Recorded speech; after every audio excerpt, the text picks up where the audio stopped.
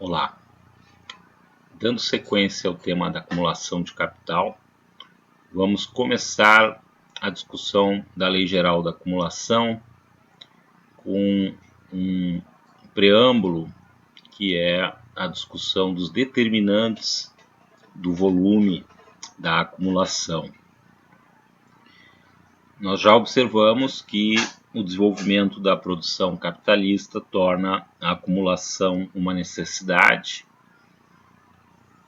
Na reflexão do Marx, o que seria o impulso inerente à relação capital, que é um impulso expansivo de ampliação da mais-valia e do próprio valor capital, esse impulso ele se impõe para cada capitalista individual como uma lei coercitiva através da concorrência entre eles. Por causa dessa concorrência, o capitalista precisa ampliar o seu capital se ele pretende conservá-lo. Daí que ele veja a expansão do capital como um móvel da ação do capitalista, esse mesmo considerado como personificação do capital. A acumulação depende de vários aspectos. Marx vai considerar aqui dois: a repartição da mais-valia entre o que vai ser gasto como novo capital e o que vai ser gasto como rendimento, e as próprias causas da massa de mais-valia.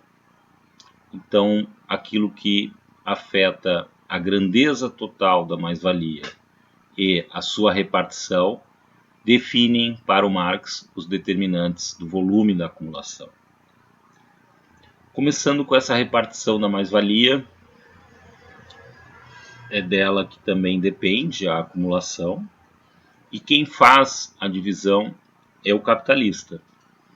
É uma divisão antagônica, porque o que for gasto como renda não vai poder ser acumulado e vice-versa. E isso é feito como um ato de vontade pessoal. Daí que o consumo privado seja visto como um roubo contra a acumulação e que surja também a concepção da acumulação como abstinência.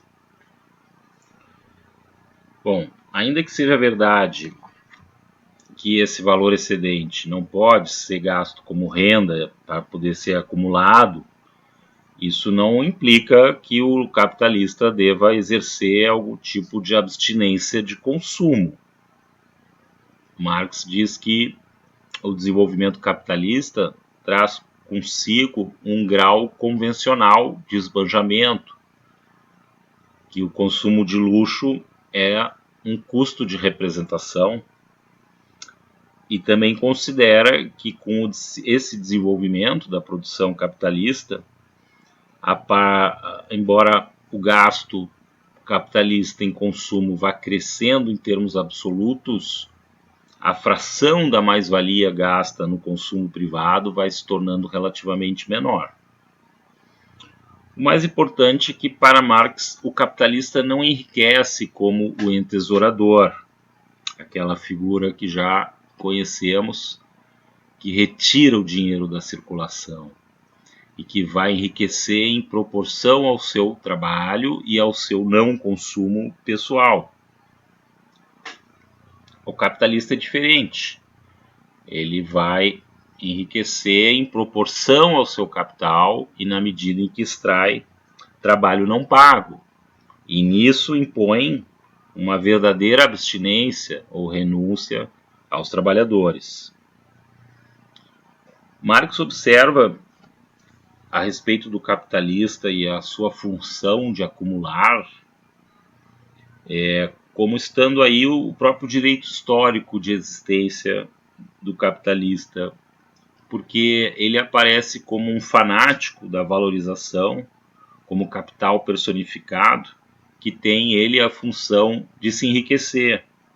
Mas isso que poderia ser visto como mania individual é um efeito do mecanismo social, do qual o capitalista é uma engrenagem, movido pela busca da valorização, os capitalistas forçam a humanidade à produção pela produção. A produção como um fim em si mesmo, porque ali se cria mais-valia. Bom, essa produção exacerbada é a base para uma nova sociedade. E como personificação do capital, e que cumpre essa missão histórica de desenvolver a produção, o capitalista é respeitável. Retornando à ideia da abstinência, Marx comenta a ideia de que o capital provém de uma soma de dinheiro que poderia ter sido consumida. Essa ideia sugere uma coisa absurda de que o capitalista faz um sacrifício no uso do seu capital produtivo. Na verdade, se já houve a opção por investir em capital produtivo, o que seria sacrificado seria vê-lo sem uso. A rigor, diz Marx que o capital aplicado e novo, ele acaba ultrapassando largamente as necessidades de consumo. E, em última análise, não há uma opção possível, ou seja, a acumulação é sempre obrigatória. E com as circunstâncias normais da economia capitalista, o consumo privado do capitalista e a acumulação podem crescer juntos. Em relação à acumulação, Marx faz aqui uma observação de que sempre essa mais-valia que vira novo capital vai se desdobrar em capital constante e variável. O que for empregado em capital variável vai gerar emprego assalariado. E o que for aplicado em capital constante, não. No entanto, não foi assim que os clássicos pensaram. Eles pensaram normalmente que tudo que era acumulado acabava virando salário. O raciocínio era que até o que era investido em máquinas também era um produto feito por trabalhadores, então eles também estariam recebendo emprego indiretamente. Mas o problema é que eles esqueceram do tempo. Tá? Esse emprego que produziu a máquina já foi lá atrás, não quer dizer que se mantenha. E essa visão deles de que toda acumulação se desdobrava em meios de subsistência para os trabalhadores era porque também queriam dar muita ênfase ao trabalho produtivo, que era executado pelos trabalhadores assalariados, em contraste com o trabalho improdutivo de serviçais pagos com o consumo de renda, próprio da aristocracia. Então essa ênfase no trabalho produtivo é exacerbada até o absurdo de entender que mesmo que fosse acumulado em máquinas estaria, em última análise, virando meios de subsistência. Veja que essa discussão avança ao longo do tempo, a ponto de que hoje, quando falamos em acumulação, estamos de fato tratando do investimento em capital fixo, sem a parcela da acumulação que Marx considera que se desdobra em emprego adicional.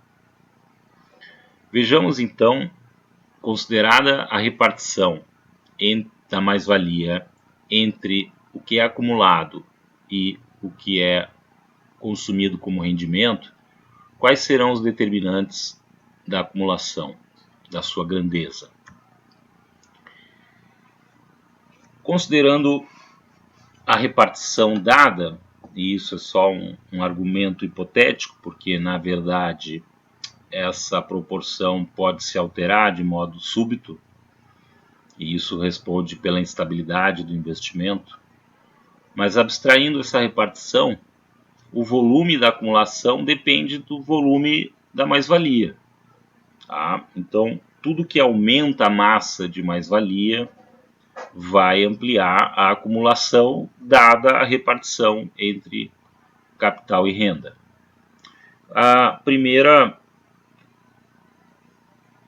causa aqui, o fator que amplia a mais-valia, é o grau de exploração da força de trabalho. E Marx inclui aqui somente os aspectos da mais-valia absoluta. Portanto, se aumentar a jornada de trabalho, se a jornada de trabalho for mais intensa, ou se for possível pagar salários abaixo do valor da força de trabalho, nós teremos a massa de mais-valia aumentada e isso aumenta a acumulação. O segundo fator que afeta a massa da mais-valia é a produtividade do trabalho, mas aqui o efeito é indireto. Ele está falando da produtividade do trabalho em geral, sem considerar diferenciações entre produtores. Portanto, aqui não se trata de mais-valia extraordinária. Se trata, sim, da produtividade do trabalho no sistema. Como é que ela vai afetar a massa de mais-valia se a produtividade crescendo reduz os valores?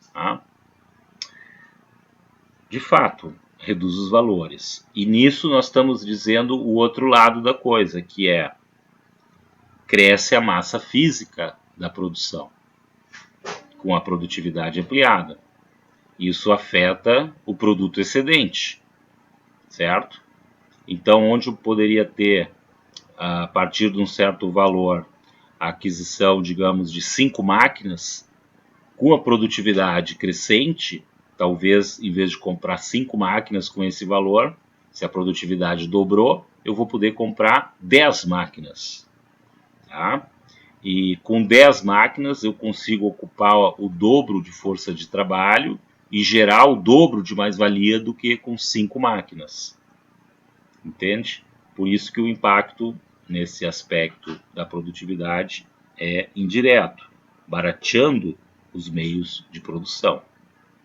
Mas também, e aqui entra o argumento da mais-valia relativa, a produtividade ampliada barateia a própria força de trabalho. Então, uma certa quantia de valor aplicada em capital variável vai poder movimentar mais trabalho vivo, porque a força de trabalho foi barateada. Então, isso potencializa a acumulação, potencializa primeiro a geração de mais-valia e, com isso, a acumulação. A produtividade pode crescer a tal ponto que permita o crescimento da acumulação mesmo com salários maiores, especialmente se for salários maiores não em valor, mas em poder de compra, tá? Em termos de salário real. Mas eventualmente poderia aumentar o próprio salário em valor e a acumulação seguir crescendo. O salário real pode crescer, a acumulação também, e junto o consumo capitalista. Claro que as três não podem crescer ao mesmo tempo como frações do todo, em valor, tá? Mas pode crescer sim, em termos de grandeza de valores de uso que se pode comprar, como é o caso do salário real aumentando, e simultaneamente o consumo capitalista crescer e a acumulação também crescer. Esse seria o melhor dos mundos, tá? Possível dentro da economia capitalista com o crescimento da produtividade. Depois nós vamos ver por que o melhor dos mundos não ocorre, segundo Marx, em vista de um excedente de mão de obra que evita a elevação normal do salário real.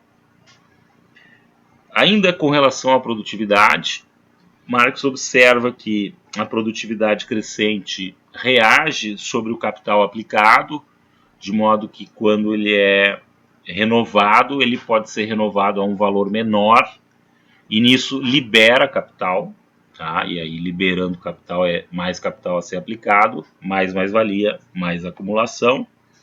E a conclusão básica sobre a produtividade é que, em função de que a produtividade resulta da aplicação de métodos científicos à produção, ele conclui que a ciência e a técnica vão potencializar a acumulação com qualquer grandeza de capital. Portanto, um capital de mesmo tamanho pode gerar maiores massas de mais-valia, porque emprega força de trabalho mais barata, capital constante mais barato, porque libera capital antigamente aplicado graças aos preços menores dos elementos da produção.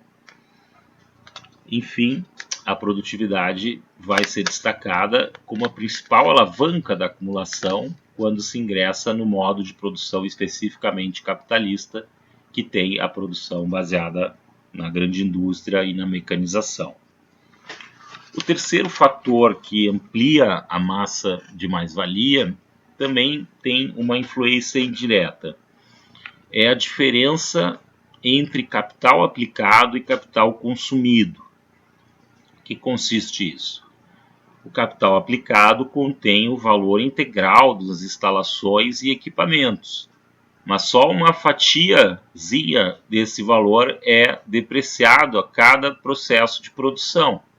Só uma pequena parte dele é consumida, e aí é consumido também todos os elementos do capital circulante, as matérias-primas, o gasto de energia, mas os equipamentos, instalações, edificações, maquinário que vai crescendo, tá? E a proporção desse capital aplicado frente ao consumido é cada vez maior, essa diferença implica no seguinte: o trabalho morto que está nos equipamentos, se ele for animado por trabalho vivo, ele presta um serviço gratuito.